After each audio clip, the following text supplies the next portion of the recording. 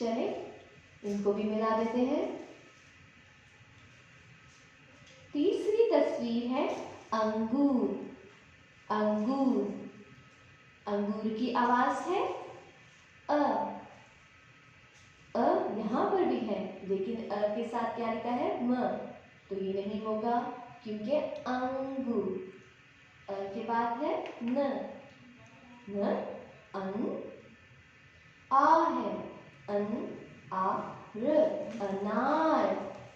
تو یہ بھی نہیں ہوا انگور. انگ اور ر, انگور.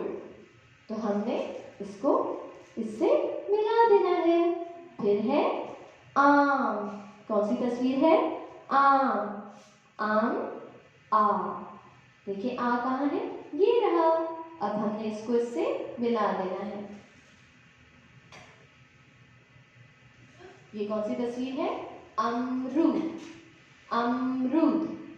ام. یہ ہے جی بالکل یہی ہے. چلیں ملا دیتے ہیں. آخر میں کیا ہے انار. کیا ہے انار. اور لکھا کہاں ہے یہاں پہ. چلیں اس کو اس سے ملا دیتے ہیں.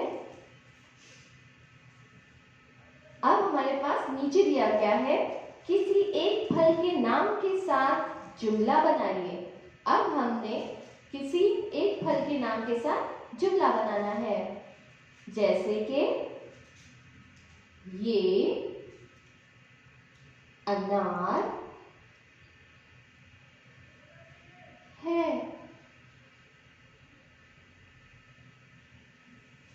یہ انار ہے. Okay, thank you students.